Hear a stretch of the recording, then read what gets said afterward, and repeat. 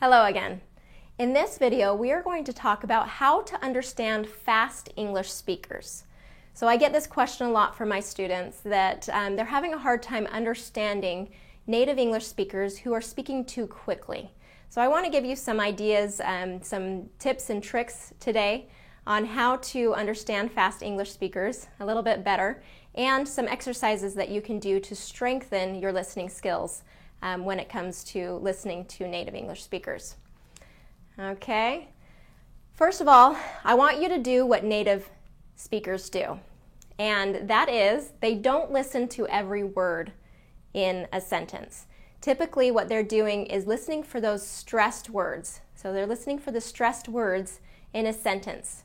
The rhythm of English is composed of stressed and unstressed sounds and syllables. So they've been conditioned to listen for those stressed words and syllables in a sentence.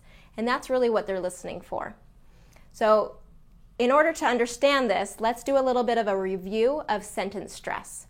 So if you remember, sentence stress is emphasizing important words in a sentence.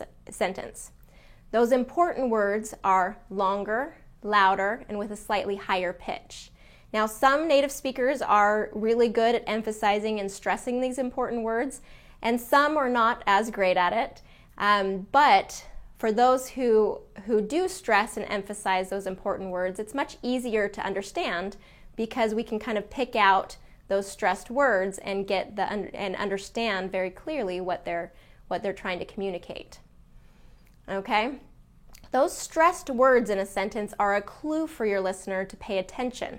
Okay, so when you're speaking and you're using the rhythm of English, you want to stress or emphasize those key ideas and kind of hand those most important ideas to your listener by stressing them. Now, you're going to take this same advice as you're listening and say, okay, I'm going to be listening for those stressed words and those stressed syllables in a sentence, and that's what's going to help you really hear and understand a lot better. Okay? So some examples of important words when it comes to sentence stress are names. Typically a native speaker will stress or emphasize a name. Numbers are typically stressed or emphasized, and negatives are typically stressed or emphasized. Again, some native speakers do this better than others, but as you follow this general rule, you'll be able to pick that out a little bit better. Okay, so stressed words mean that they're important. They're important in the meaning. So we have those curves of stressed and unstressed words and syllables. So you're looking for those stressed, those peaks in that rhythm. So as you listen for those stressed words and ideas in a sentence, that's where the meaning and the purpose, those really the important meaning of what the speaker is saying. Okay?